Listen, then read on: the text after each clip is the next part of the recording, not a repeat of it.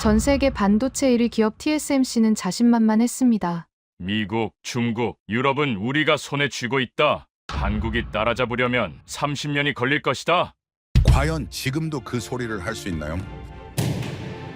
전 세계 파운드리 시장의 70%를 독점하던 대만 기업. 하지만 최근 그 거대한 벽에 금이 가기 시작했습니다. 전 세계 AI 시장의 심장부가 완전히 바뀌어버리는 소리였죠.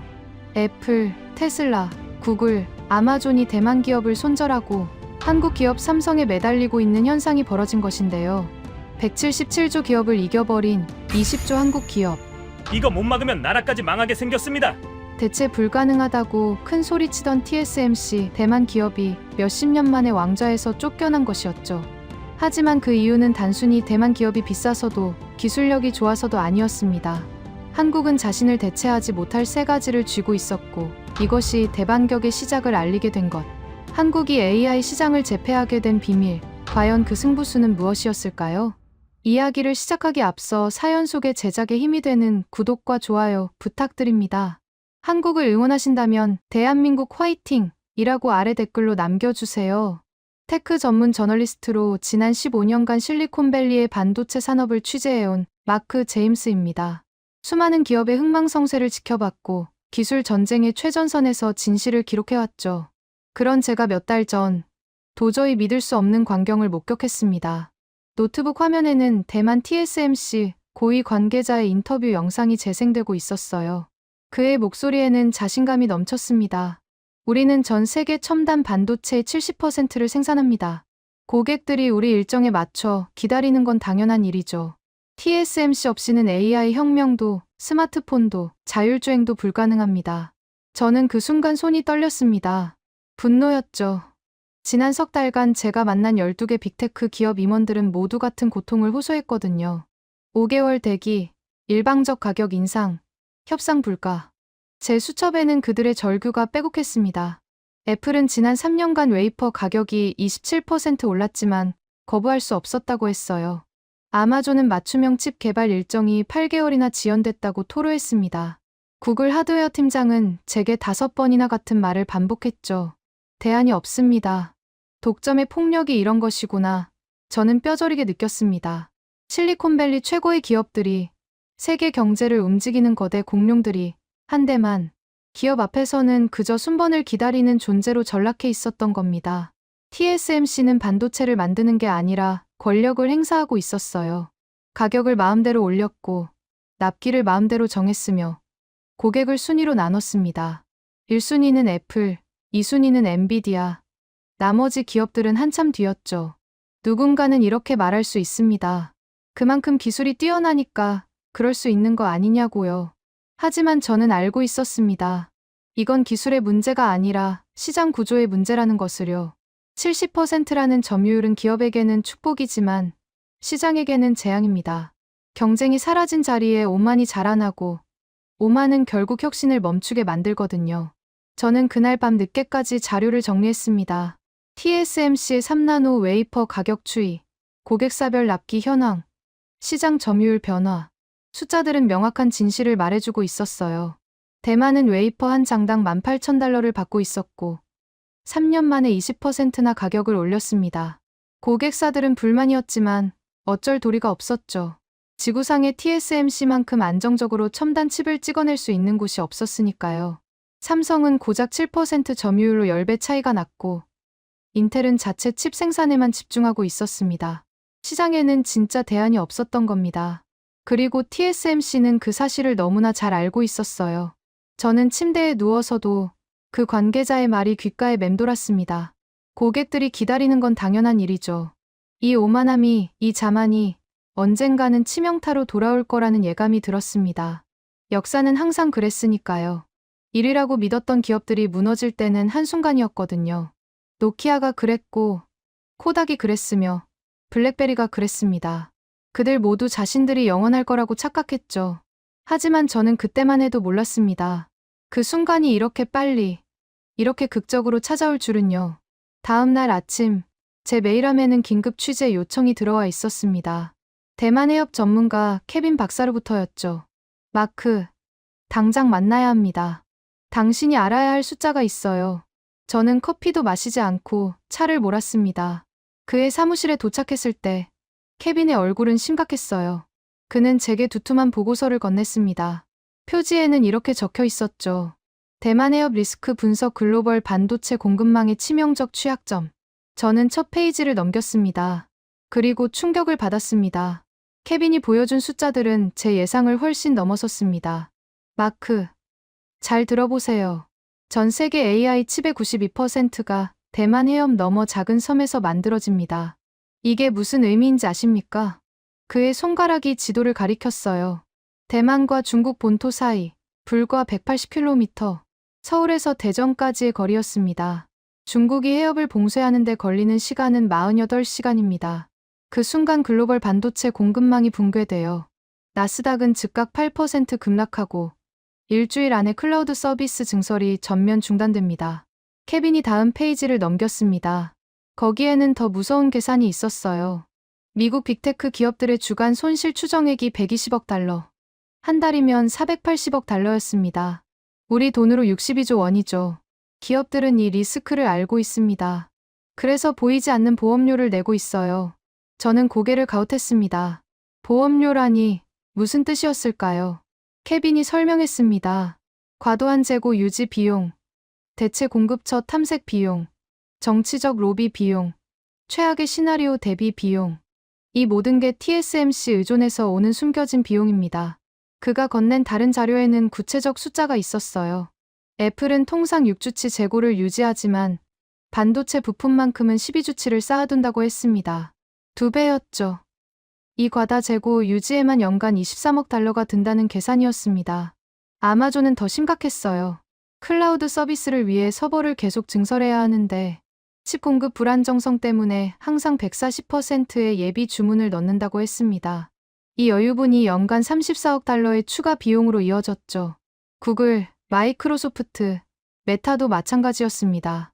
모두가 TSMC라는 단일 공급처에 의존하면서 그 의존이 끊길 가능성에 대비하느라 엄청난 돈을 쏟아붓고 있었던 겁니다.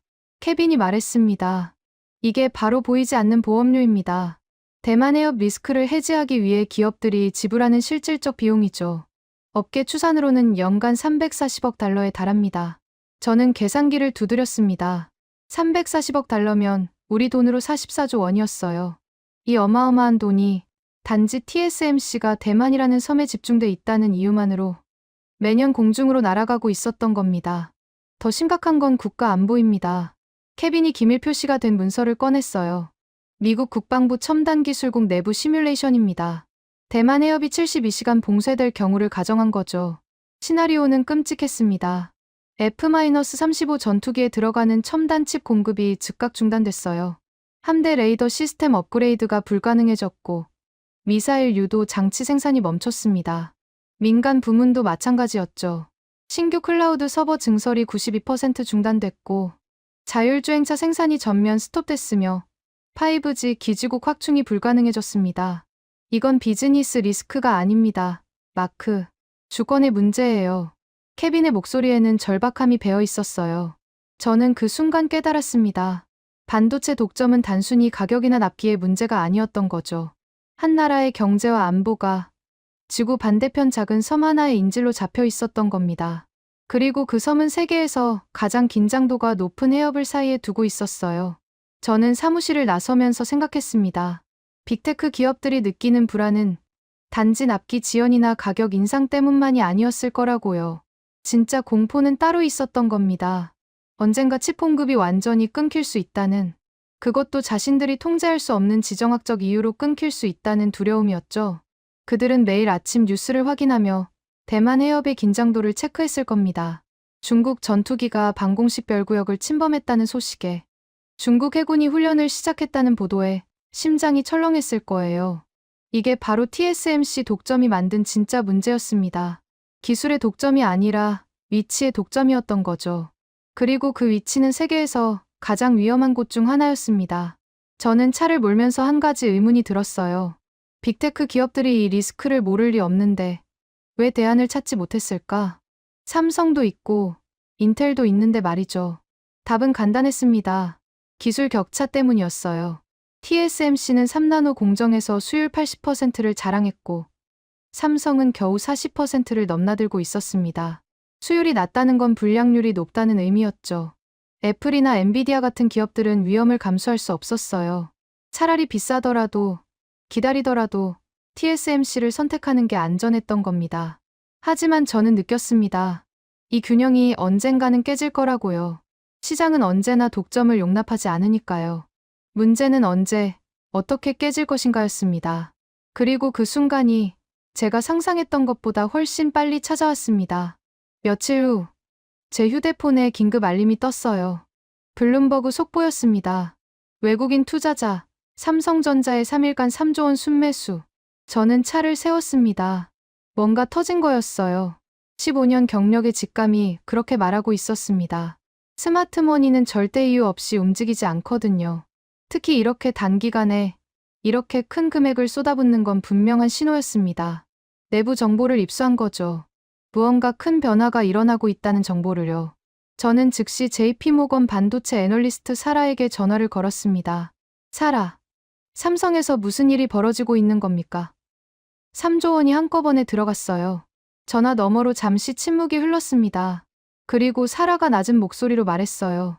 마크, 뭔가 터졌어요. 구체적으론 말 못하지만 테슬라 쪽을 파보세요. 특히 일론 머스크와 TSMC의 관계를 집중해서요. 전화가 끊겼습니다. 저는 심장이 빨리 뛰는 걸 느꼈어요.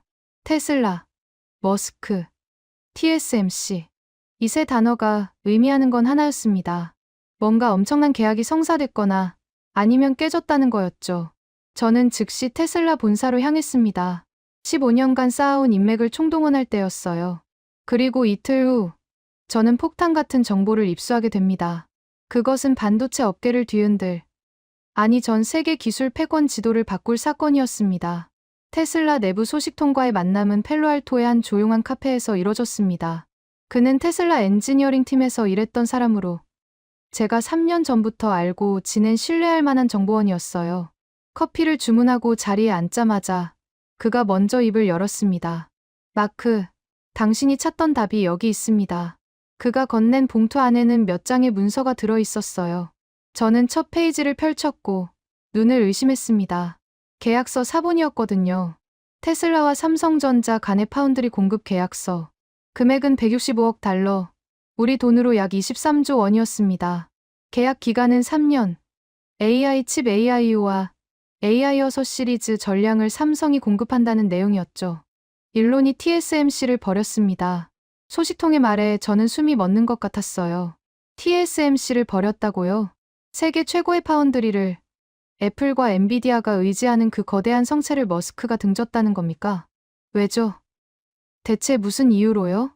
소식통이 쓴웃음을 지었습니다. TSMC가 일론을 고객 취급도 안 했거든요. 작년 7월, 일론이 직접 대만으로 날아갔어요. AIO 칩 생산을 의뢰하러 간 거죠. 그런데 TSMC 측이 뭐라고 했는지 아십니까? 저는 고개를 저었습니다. 5개월 기다리라고 했답니다.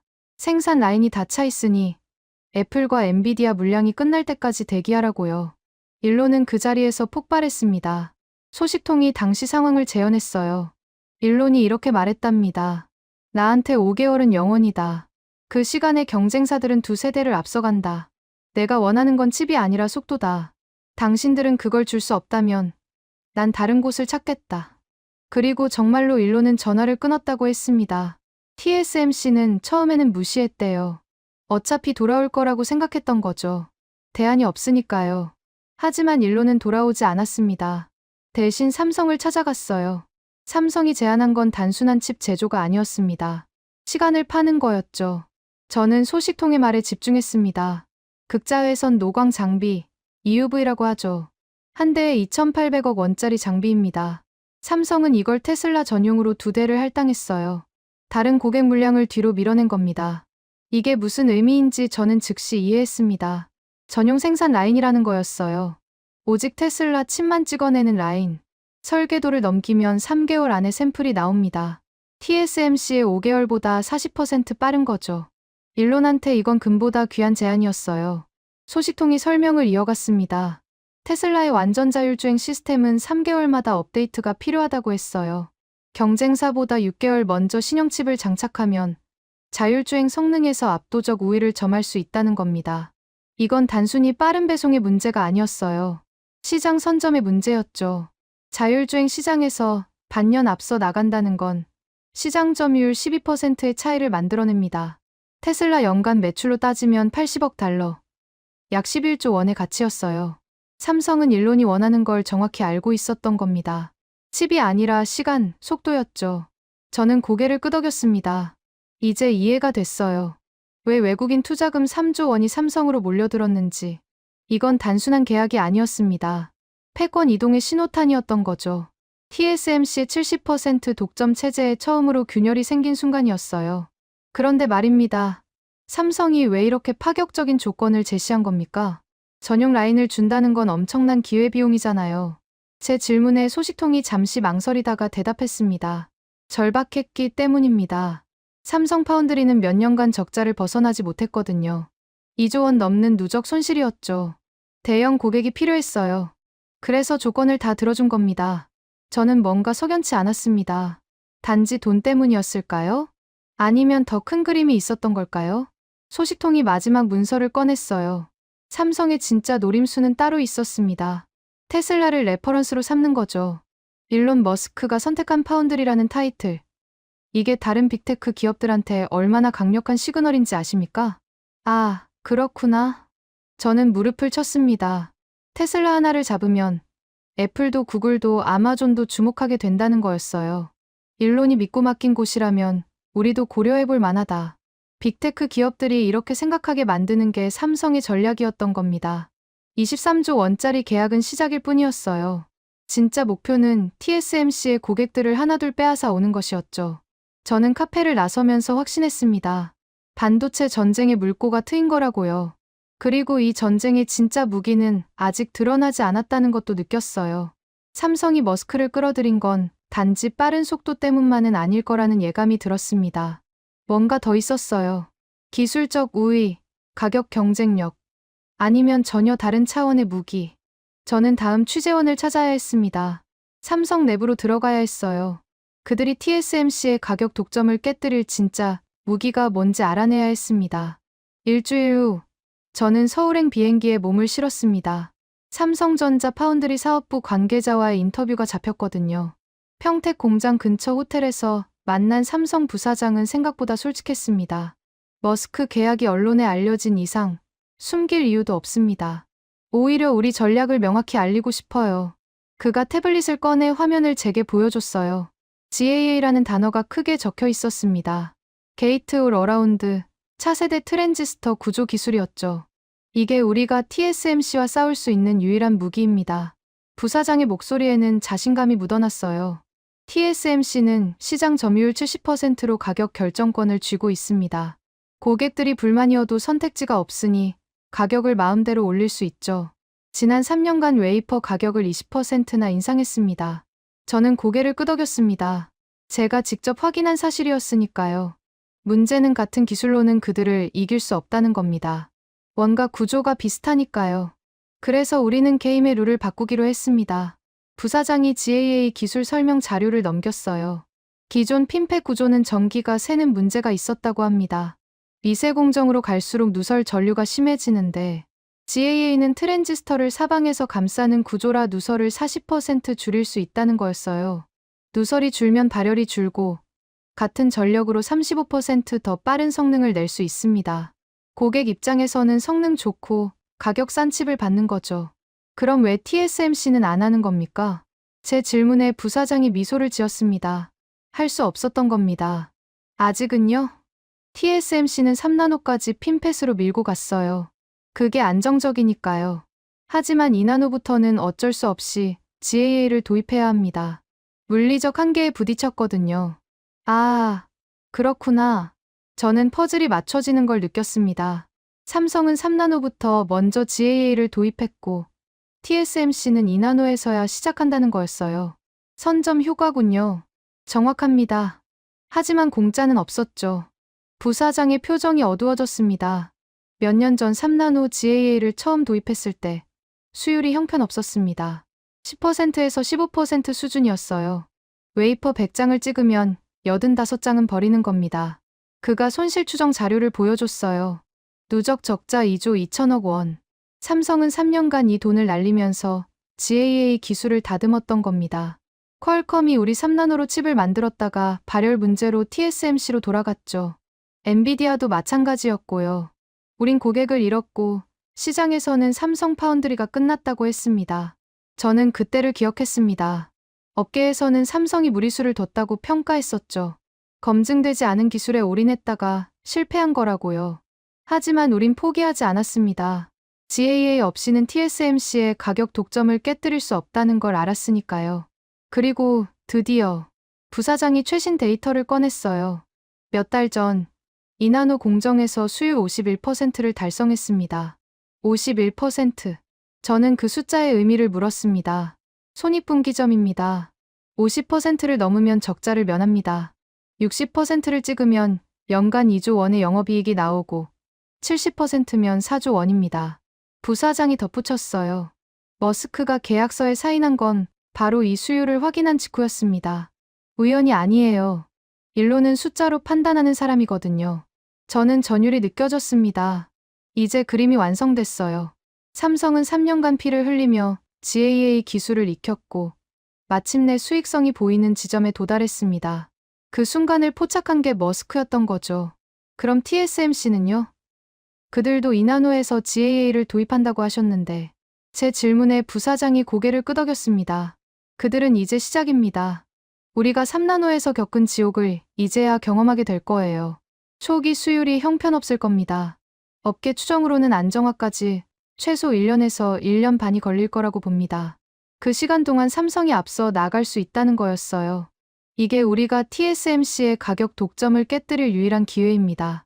그들이 GAA로 넘어가면서 휘청이는 동안 우리는 수율을 70%까지 끌어올려 가격 경쟁력을 확보하는 거죠. 부사장이 마지막 슬라이드를 보여줬어요.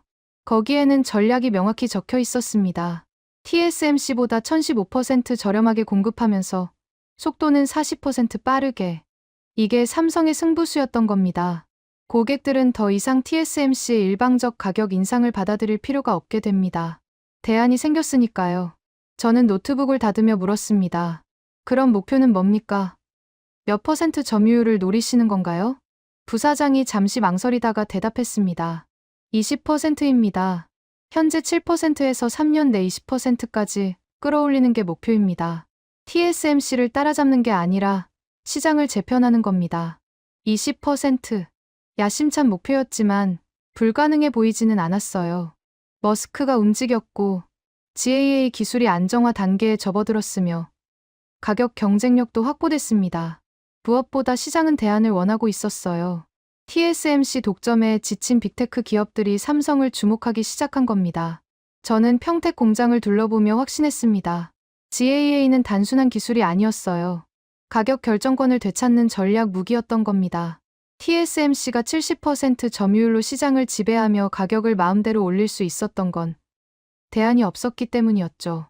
하지만 이제 대안이 생겼습니다. 더 싸고, 더 빠르고, 더 나은 성능의 대안이요. 시장은 움직이기 시작했어요. 조용히, 하지만 확실하게. 그리고 저는 알게 됐습니다. 삼성의 무기가 GAA만이 아니라는 것을요. 더 강력한, 더 결정적인 카드가 남아 있었습니다. 그것은 바로 질이었어요. 위치의 힘. 대만이 아닌 곳에 공장을 짓는다는 것. 그것도 미국 본토의 말이죠. 저는 다음 취재지를 정했습니다. 텍사스 테일러시. 삼성이 170억 달러를 쏟아붓고 있는 반도체 전쟁의 새로운 전장으로 가야 했습니다. 거기에 진짜 게임 체인저가 있을 거라는 확신이 들었거든요. 한 달 후, 저는 텍사스 테일러시에 도착했습니다. 오스틴에서 차로 1시간 거리에 있는 이 작은 도시는 지금 전 세계가 주목하는 곳이었어요.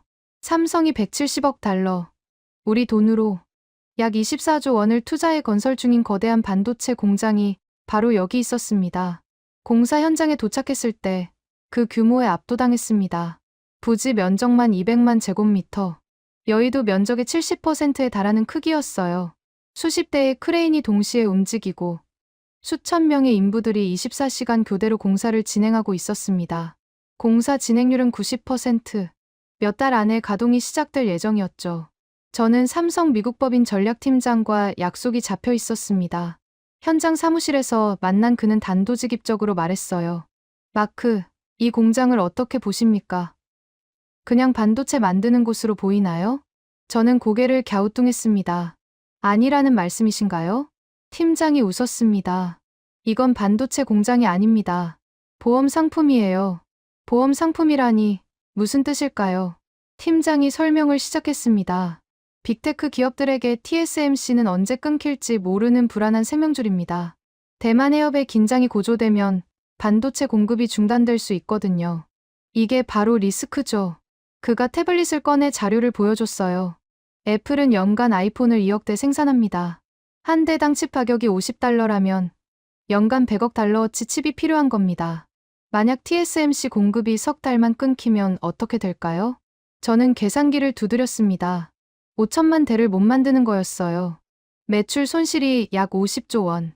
바로 이겁니다. 이 리스크를 해지하기 위해 애플은 보이지 않는 보험료를 내고 있어요.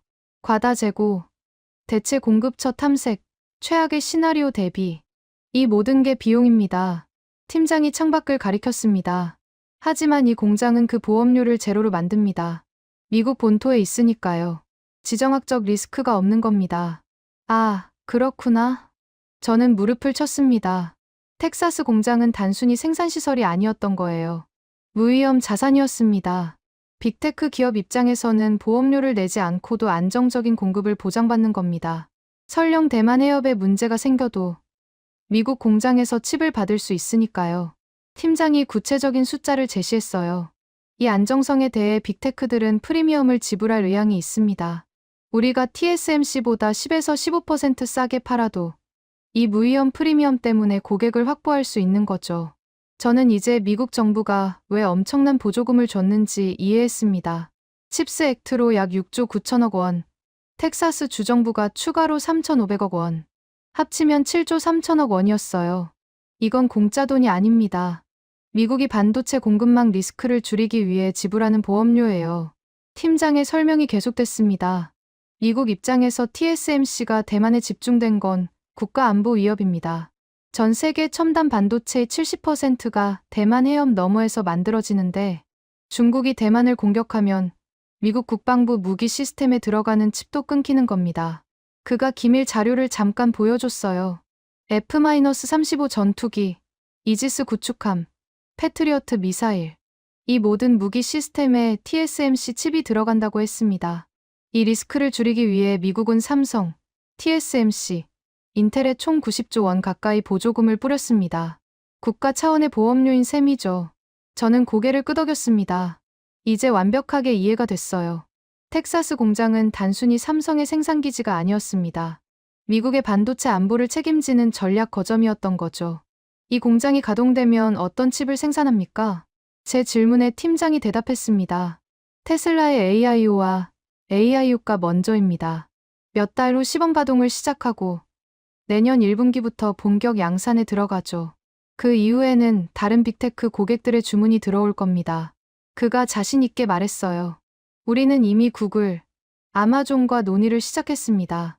애플도 관심을 보이고 있고요. 그들 모두 같은 걸 원합니다. 대만 리스크에서 벗어나고 싶어 해요. 저는 건설 중인 공장을 바라봤습니다.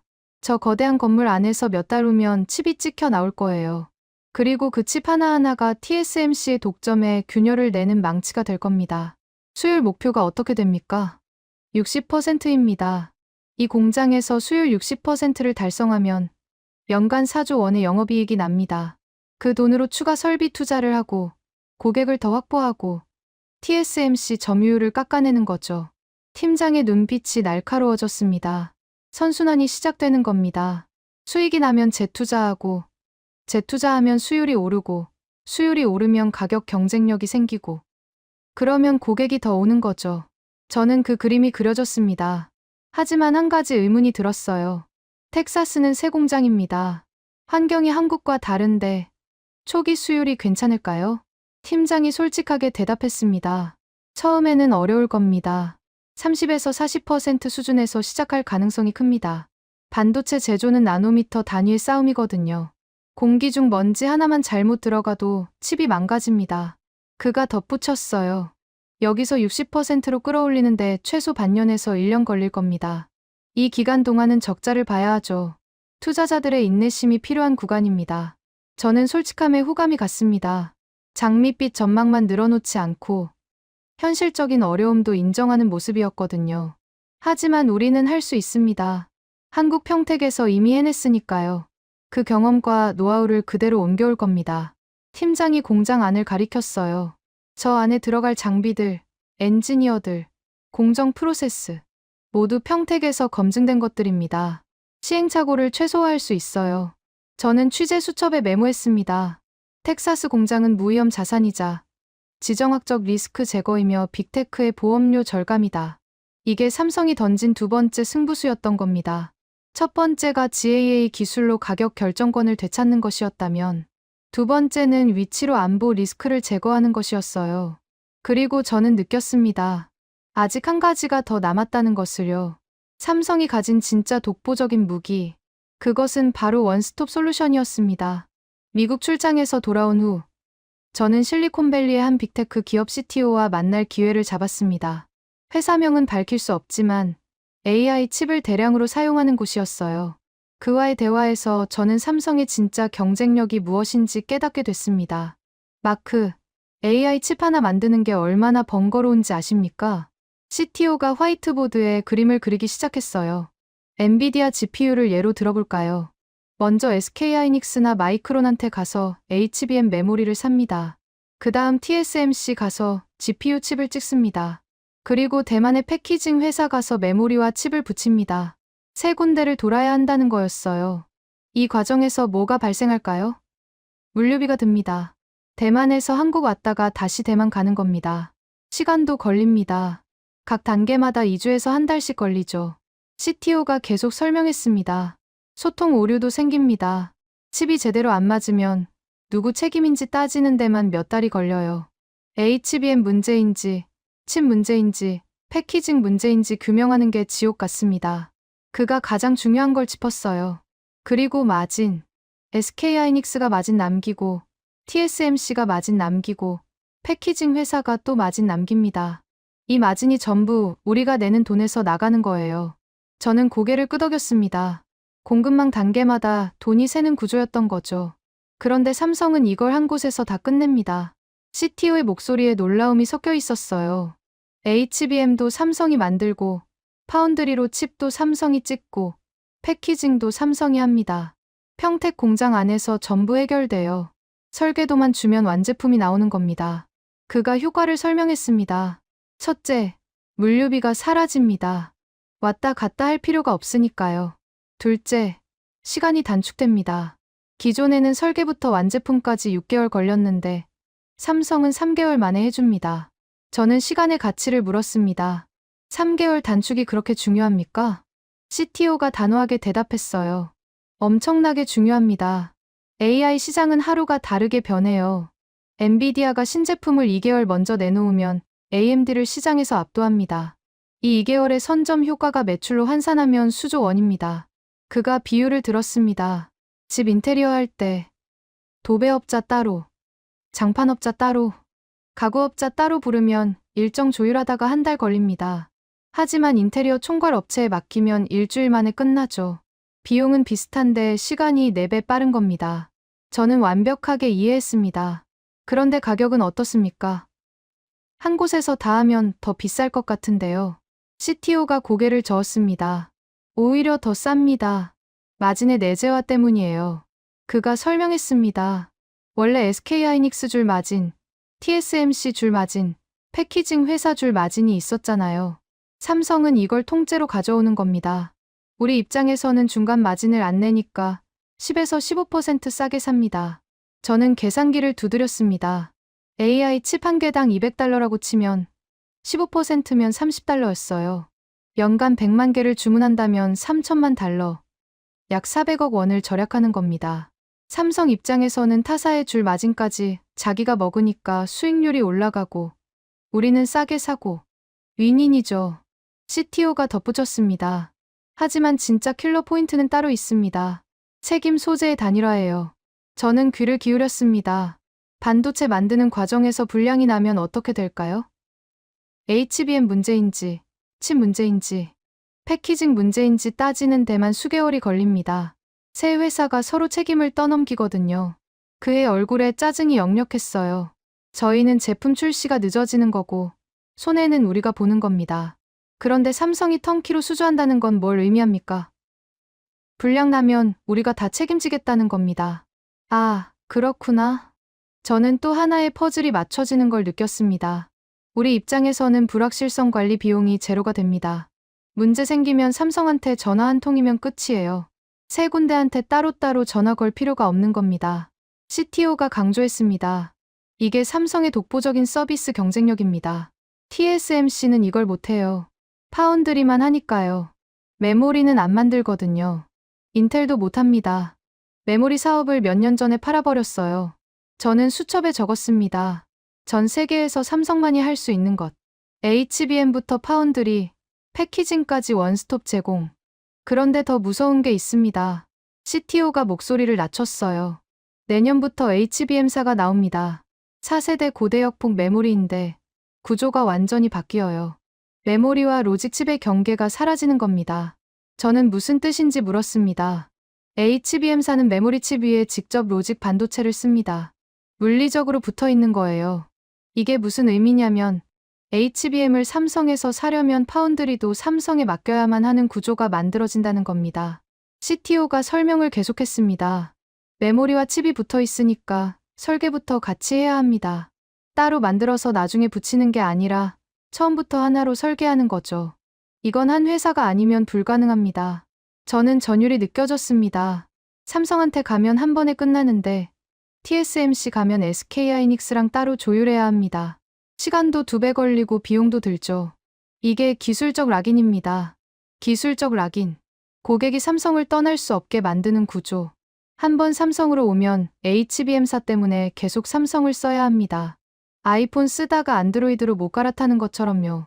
데이터가 다 아이클라우드에 묶여 있으니까. CTO가 결론을 내렸습니다. 삼성의 파운드리 점유율 20% 달성이 단순한 희망이 아니라 구조적 필연인 이유가 바로 이겁니다. HBM사가 본격화되는 내년부터는 빅테크 기업들이 삼성으로 올 수밖에 없어요. 선택이 아니라 필수가 되는 거죠. 저는 숫자를 계산해봤습니다. 내년 글로벌 HBM 시장 규모는 약 40조 원으로 추정됐어요. 삼성의 HBM 점유율은 약 40%, 약 16조 원의 매출이죠. 26조 원어치 HBM을 사는 고객들이 파운드리도 삼성으로 오면 HBM과 파운드리 비율은 대략 1대3이라고 했어요. 16조의 3배는 48조. 삼성 파운드리가 48조 원의 물량을 추가로 확보하는 겁니다. 기존 25조에서 73조로 늘어나는 거죠.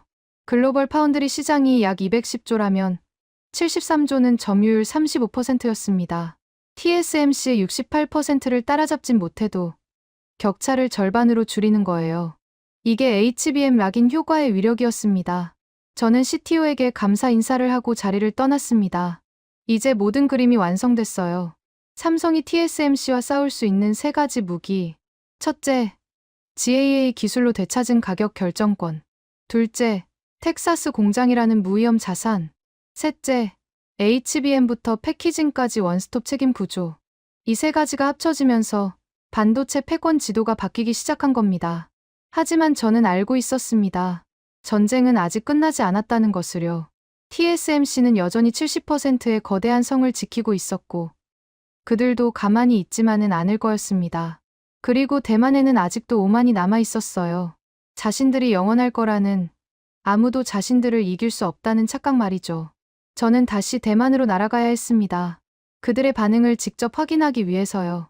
그리고 그곳에서 저는 목격하게 됩니다.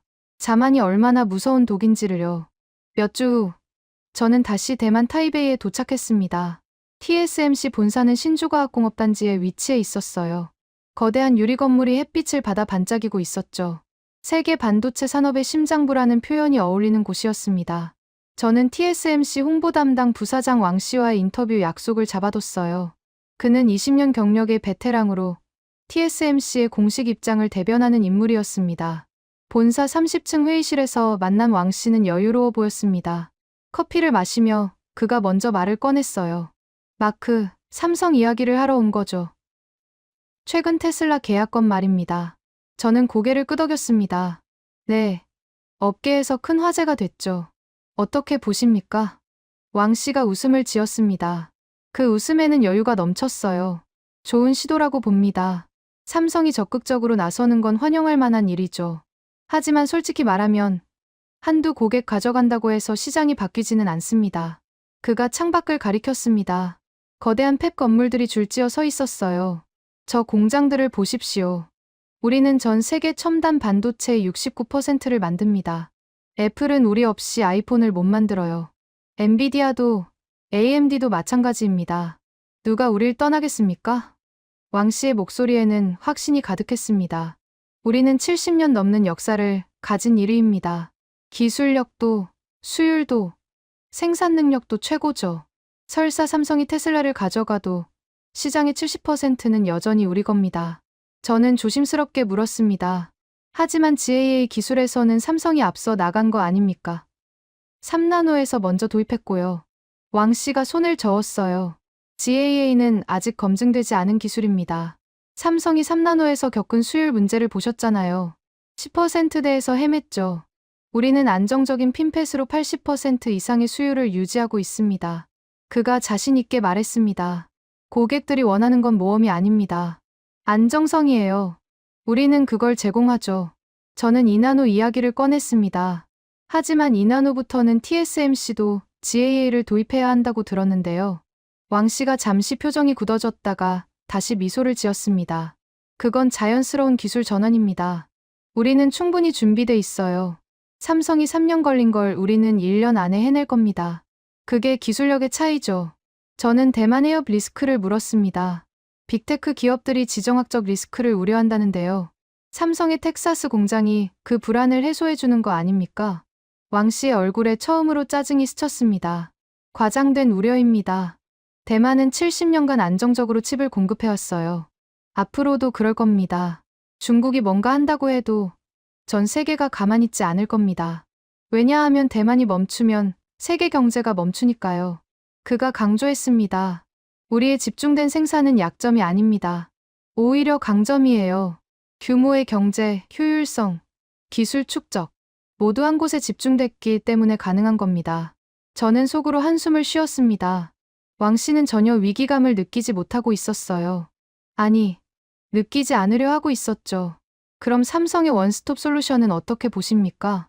HBM부터 패키징까지 한 번에 제공하는 건 TSMC는 못하잖아요. 왕 씨가 어깨를 으쓱했습니다. 우리는 파운드리 전문가입니다. 우리가 집중하는 건 세계 최고의 칩을 만드는 거예요. HBM은 SK하이닉스가 하고 패키징은 전문 업체가 하면 됩니다. 각자 전문성을 살리는 게 더 효율적이죠. 저는 더 이상 말하지 않았습니다. 왕 씨는 이해하지 못하고 있었어요. 고객들이 원하는 게 뭔지, 시장이 어떻게 변하고 있는지를요. 그는 여전히 과거의 영광에 취해 있었습니다. 인터뷰를 마치고 나오면서 저는 확신했습니다. TSMC의 진짜 문제는 기술이나 수율이 아니었어요. 자만이었습니다. 70년간 1위를 지켰다는 자부심이 70% 점유율이라는 숫자가 그들을 눈멀게 만들고 있었던 거죠. 역사는 항상 이렇게 반복됩니다. 1위는 변화를 감지하지 못해요. 아니, 감지하고도 무시하죠. 자신들은 다르다고, 자신들은 특별하다고 믿으니까요. 노키아가 그랬고, 코닥이 그랬으며, 블랙베리가 그랬습니다. 그들 모두 자신들의 성공이 영원할 거라고 착각했죠. 하지만 시장은 가만히 있지 않습니다. 저는 타이베이 거리를 걸으며 생각했어요. TSMC는 지금 가장 위험한 순간에 와 있습니다. 외부에서는 삼성이 3가지 무기로 공격하고 있고, 내부에서는 자만이 판단력을 흐리게 만들고 있었죠. 이 2가지가 합쳐지면 무너지는 건 시간 문제였습니다.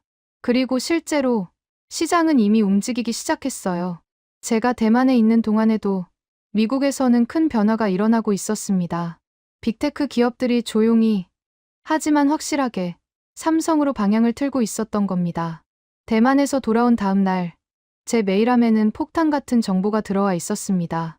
구글이 삼성과 차세대 TPU 칩 개발 논의를 시작했다는 내부 소식이었어요.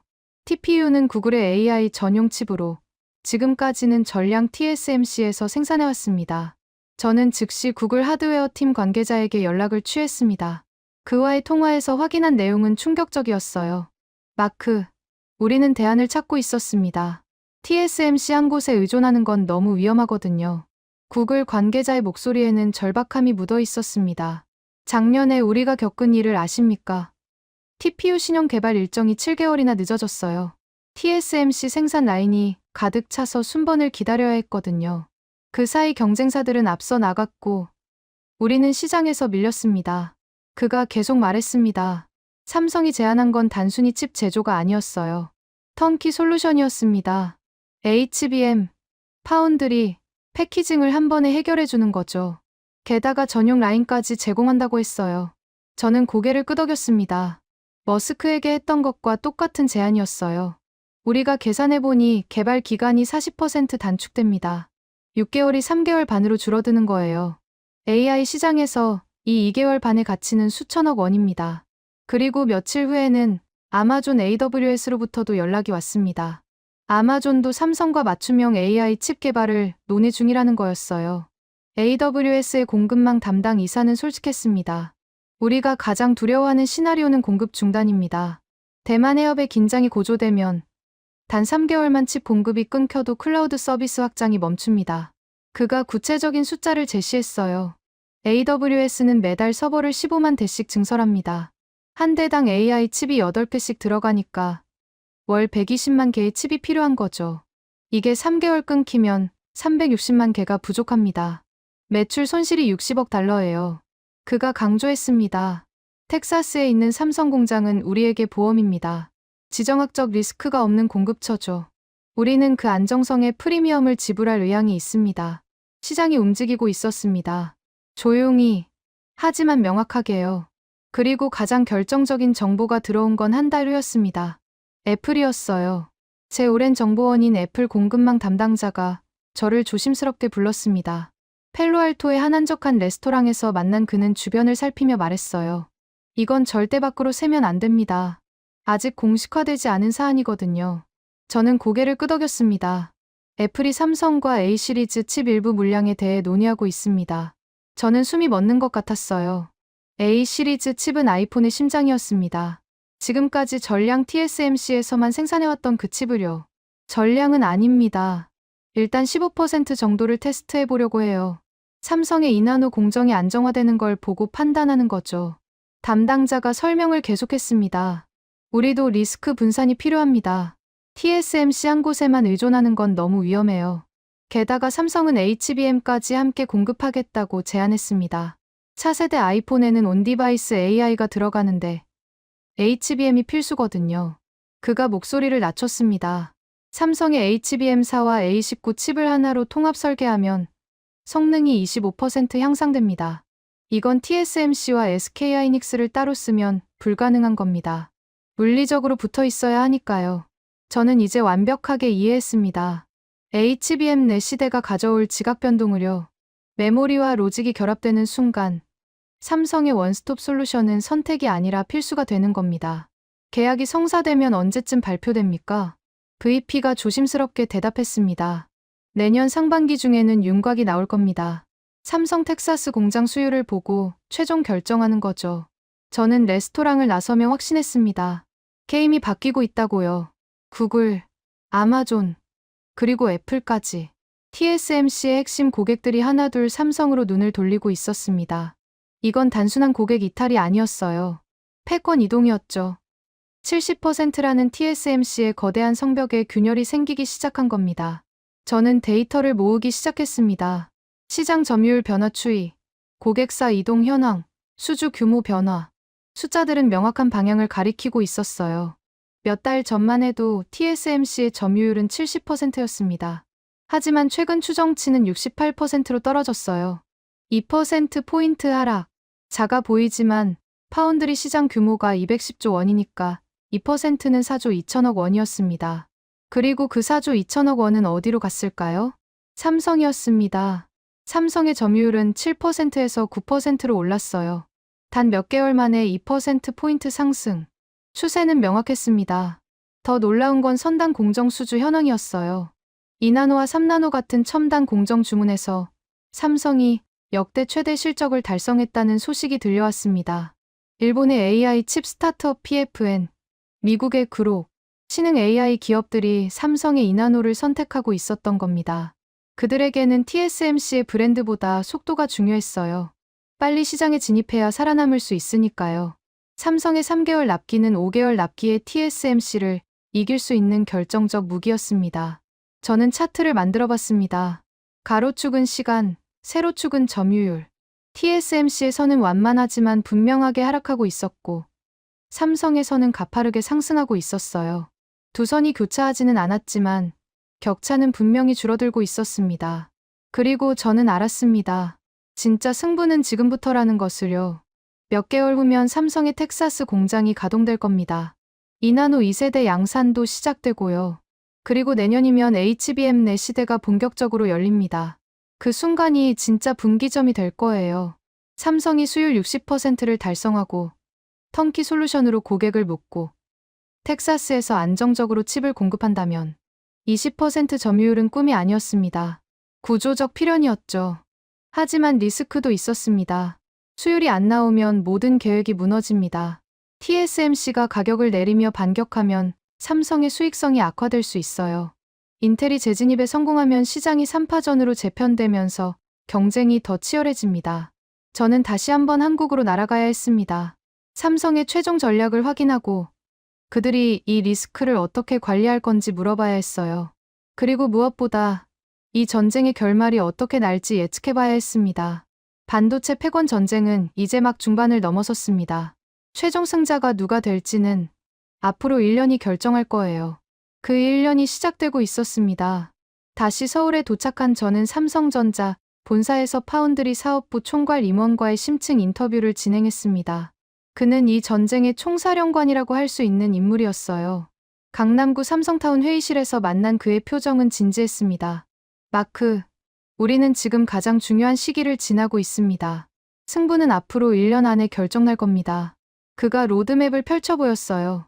몇 개월 후 텍사스 공장이 시범 가동에 들어갑니다. 내년 1분기부터 본격 양산이죠. 여기서 수율 60%를 달성하는 게 첫 번째 관문입니다. 저는 고개를 끄덕이며 물었습니다. 가능하다고 보십니까? 임원이 잠시 망설이다가 솔직하게 대답했습니다. 쉽지 않을 겁니다. 새 공장이니까요. 초기에는 40% 전후에서 시작할 가능성이 큽니다. 하지만 우리는 평택에서 이미 경험을 쌓았어요. 그 노하우를 그대로 옮길 겁니다. 그가 구체적인 계획을 설명했습니다. 평택의 핵심 엔지니어 120명을 텍사스로 파견했습니다. 그들이 현지 인력을 훈련시키고 있어요. 장비 배치부터 공정 프로세스까지 평택과 동일하게 구축하고 있습니다. 저는 메모하며 들었습니다. 목표는 반년 안에 60%입니다.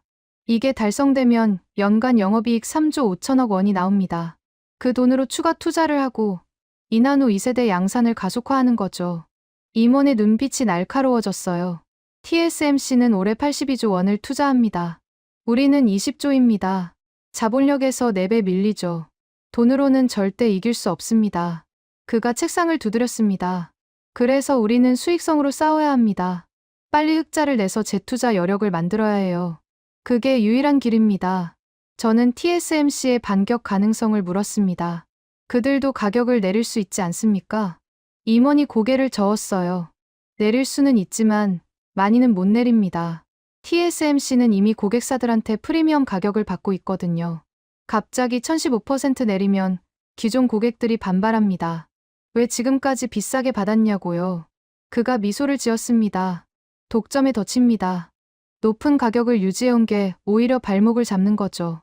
우리는 처음부터 낮게 시작했으니 유연하게 움직일 수 있어요. 저는 인텔 이야기를 꺼냈습니다. 인텔도 파운드리 사업에 재진입하고 있는데 위협이 되지 않습니까? 임원의 표정이 진지해졌습니다. 물론 변수입니다. 인텔은 미국 정부로부터 28조 원의 보조금을 받았어요. 우리보다 4배 많죠. 18A 공정으로 내년 하반기 양산을 목표로 하고 있습니다. 그가 덧붙였습니다. 만약 인텔이 성공하면 시장이 3파전으로 재편됩니다. 가격 경쟁이 더 치열해지겠죠. 하지만 우리에게도 기회입니다. 시장이 커지고 있으니까요. 임원이 새로운 자료를 꺼냈어요. AI 칩 수요가 폭발하고 있습니다. 연간 웨이퍼 수요가 50만 장을 넘었어요. TSMC 혼자서는 이 물량을 다 소화할 수 없습니다. 고객사들도 공급망 다변화를 원하고 있고요. 그가 강조했습니다.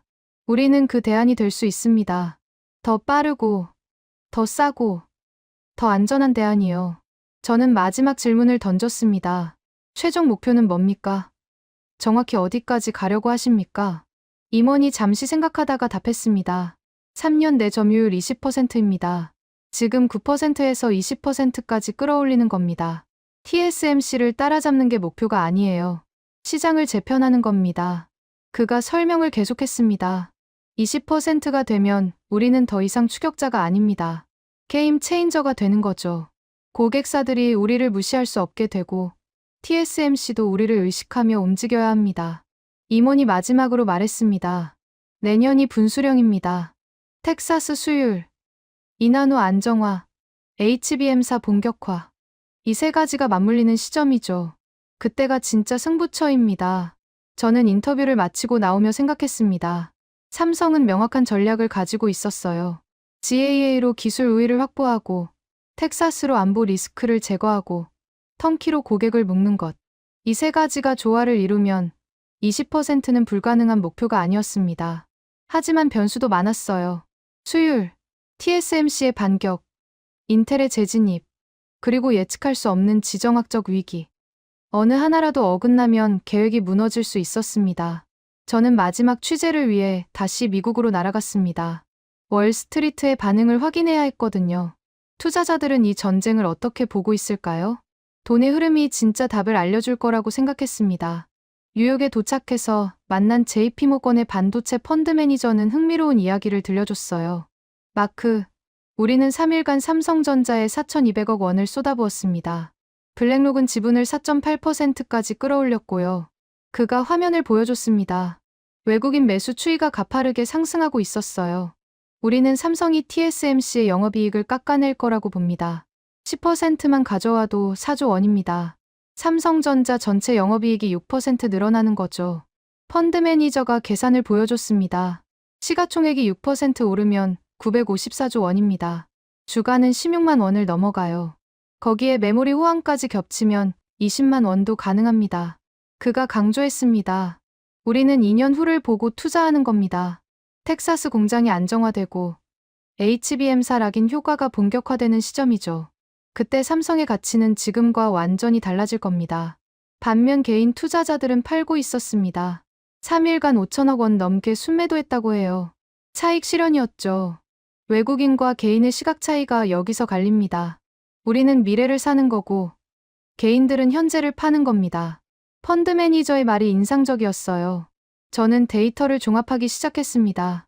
기술 전환, 지정학적 변화, 고객사 이동, 투자 흐름. 모든 조각이 하나의 그림을 가리키고 있었습니다. 반도체 패권이 이동하고 있다는 그림을요. 느리지만 확실하게 대만에서 한국으로 TSMC의 70년 독점 체제에 균열이 생기고 삼성이 그 틈으로 파고들고 있었습니다. 하지만 전쟁은 끝나지 않았어요. 이제 막 중반을 지났을 뿐이었죠. 진짜 승부는 앞으로 1년이 가를 겁니다.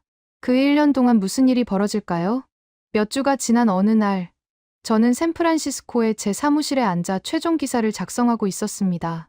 지난 몇 달간의 취재를 정리하는 작업이었어요. 창밖으로 금문교가 보이는 책상에서 저는 키보드를 두드리기 시작했습니다. 제목은 이미 정해져 있었죠. The Breaking Grand Point 대만 독점이 무너진 날, 첫 문단을 쓰기 시작했습니다. 한 해 전만 해도 상상할 수 없는 일이었다. TSMC라는 거대한 성벽에 균열이 생기고 전 세계 빅테크 기업들이 한국으로 방향을 틀기 시작했다는 것. 하지만 지금 이 순간 그 불가능해 보였던 일이 현실이 되고 있다. 저는 잠시 손을 멈추고 생각했습니다. 이 모든 게 어떻게 가능했을까요? 삼성이 TSMC를 이긴 건 기술 때문이 아니었습니다. TSMC의 3나노 수율은 여전히 80%로 삼성보다 높았으니까요. 가격 때문도 아니었어요. 삼성이 더 싸게 팔긴 했지만 그것만으로는 70년 독점을 깨기에 부족했습니다. 진짜 이유는 따로 있었습니다. TSMC의 약점이 드러난 거였어요. 그들의 가장 큰 강점이었던 집중이 가장 큰 약점으로 바뀌었던 겁니다. 대만이라는 작은 섬에 모든 생산을 집중한 전략. 그것은 효율성과 규모의 경제를 가져다 줬지만 동시에 엄청난 리스크를 만들어냈습니다. 지정학적 리스크요. AI 시대가 오면서 그 리스크의 무게가 견딜 수 없을 만큼 커진 겁니다. 빅테크 기업들은 매일 아침 대만 해협 뉴스를 확인하며 불안에 떨어야 했어요. 연간 수십조 원에 보이지 않는 보험료를 내야 했고요. 삼성은 바로 그 불안을 해소해줬습니다. 텍사스 공장이라는 무위험 자산으로요. 두 번째 이유는 속도였습니다. TSMC는 자신들의 독점 지위를 너무 믿었어요. 고객들을 기다리게 만드는 게 당연하다고 생각했죠. 하지만 AI 시대에는 속도가 곧 생명이었습니다. 머스크가 원한 건 칩이 아니라 시간이었어요. 3개월 빨리 시장에 나가면 경쟁사를 6개월 앞설 수 있었으니까요. 삼성은 전용 라인으로 그 시간을 팔았습니다. 세 번째는 턴키 솔루션이었습니다. HBM부터 파운드리, 패키징까지 한 번에 해결하는 유일한 기업.